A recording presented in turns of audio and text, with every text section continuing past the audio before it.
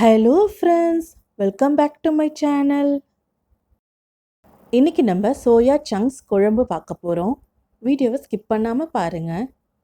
இப்போ எப்படி செய்யுதுன்னு பார்க்கலாம். ஸ்டவ்வில் ஒரு ப்ரெஷர் குக்கர் வச்சு சூடு பண்ணிக்கலாம். ப்ரெஷர் குக்கர் சூடானதோ 2 டேபிள் ஸ்பூன் எண்ணெய் சேர்த்துக்கலாம். எண்ணெய் நல்லா காயட்டும்.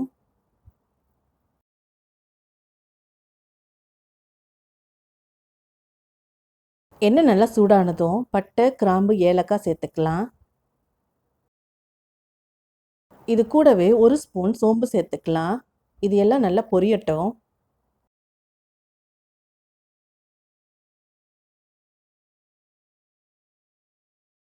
இப்போ கருவேப்பிலை சேர்த்துக்கலாம்.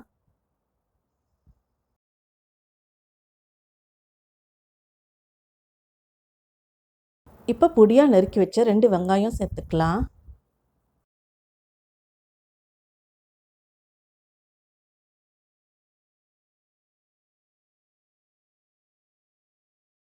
இது கூட ஒரு கைப்பிடி அளவுக்கு புதினா, கொத்தமல்லி தழை சேர்த்துக்கலாம்.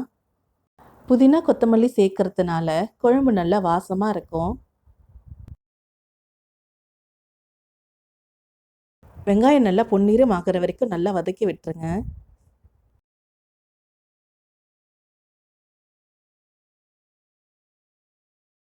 வெங்காயம் வதங்கிறதுக்குள்ளே ஒரு மிக்ஸி ஜாரில் 1/4 இன்ச் இஞ்சி, 5 பல்லு பூண்டு, ஒரு தக்காளி சேர்த்து நைஸாக அரைச்சி எடுத்துக்கலாம். இந்த மாதிரி நைஸாக அரைச்சி எடுத்துக்கணும்.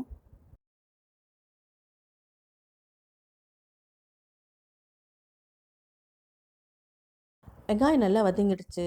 இப்போ அரைச்சி வச்சுருக்க பேஸ்ட்டு சேர்த்துக்கலாம்.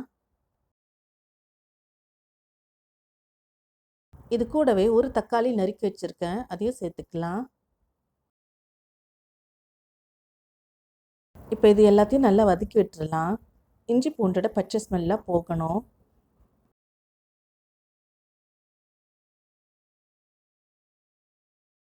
இப்போ இஞ்சி பூண்டோட பச்சை ஸ்மெல்லாம் போயிடுச்சு. தக்காளியே நல்லா சாஃப்டாக இருக்குது. நம்ம வதக்கி வச்ச அந்த தக்காளி வெங்காயம் கலவையிலேருந்து 2 ஸ்பூன் எடுத்து வச்சுக்கலாம். இதை நம்ம லாஸ்ட்டாக மசாலா அரைக்கும் போது சேர்க்க போகிறோம். இப்போ 2 கப் சோயா சங்க்ஸ் எடுத்துக்கலாம். இந்த சோயா சங்க்ஸ் 1/2 மணி நேரம் சுடு தண்ணியில் ஊற வச்சு எடுத்துருக்கேன். சுடு தண்ணியில் ஊற வச்சு 3 தடவை அலசி எடுத்துக்குங்க. சோயா சங்க்ஸில் இருக்க தண்ணியெல்லாம் நல்லா பிழிஞ்சிட்டு சேர்த்துக்கலாம்.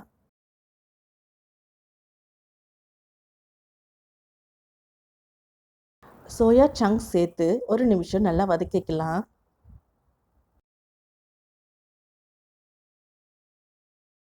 இப்போ 1/4 ஸ்பூன் மஞ்சள் தூள் சேர்த்துக்கலாம். 1/2 டேபிள் ஸ்பூன் மிளகாய் தூள் சேர்த்துக்கலாம். 1 ஸ்பூன் ஜீரகத்தூள் சேர்த்துக்கலாம். 1 ஸ்பூன் கரம் மசாலா சேர்த்துக்கலாம்.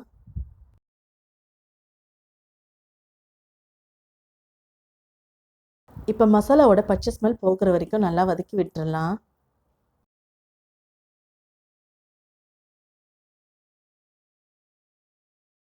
இப்போ மசாலாவோட பச்சை ஸ்மெல்லாம் போயிடுச்சு. இப்போ 2 கப் தண்ணி சேர்த்துக்கலாம்.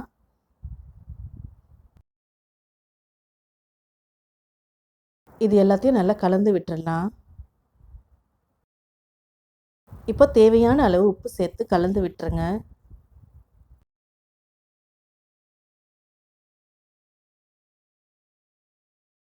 இப்போ ப்ரெஷர் குக்கரை மூடி போட்டு மூடி 2 விசில் வர வரைக்கும் வேக வச்சு எடுத்துக்கலாம்.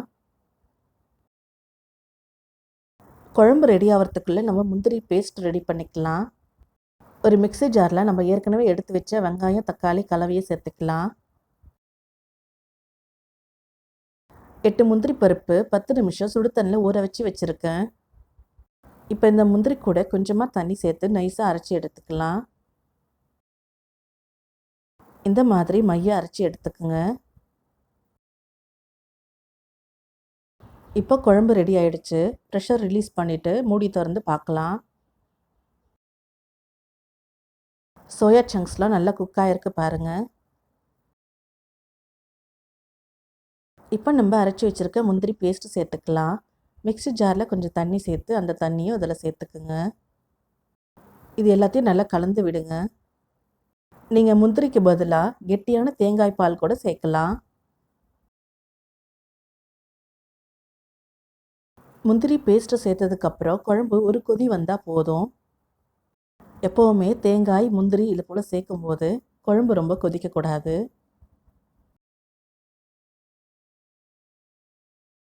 இப்போ குழம்பு நல்லா கொதிச்சிடுச்சு. இப்போ ஸ்டவ் ஆஃப் பண்ணிவிட்டு கொத்தமல்லி தூவி இறக்கிடலாம். இப்போ கறி குழம்பு டேஸ்ட்டில் சோயா சங்க்ஸ் குழம்பு ரெடி ஆயிடுச்சு. இது நீங்கள் இட்லி, தோசை, சப்பாத்தி, ரைஸோடு சாப்பிடுங்க. ரொம்ப டேஸ்ட்டாக இருக்கும். இந்த ரெசிபி உங்களுக்கு பிடிச்சிருந்தா லைக் பண்ணுங்கள், ஷேர் பண்ணுங்கள், கமெண்ட் பண்ணுங்கள். இன்னும் என்ன மாதிரியான வீடியோஸ் வேணும்னு சஜஸ்ட் பண்ணுங்கள். என்னோட சேனலை முதல் முறையாக பார்க்குறீங்கன்னா சப்ஸ்கிரைப் பண்ணுங்கள். பக்கத்தில் இருக்க பெல் ஐக்கானை கிளிக் பண்ணுங்கள். அப்போ தான் நான் போடுற புது வீடியோவோட நோட்டிஃபிகேஷன்ஸ் உங்களுக்கு வரும். தேங்க்ஸ் ஃபார் வாட்சிங்.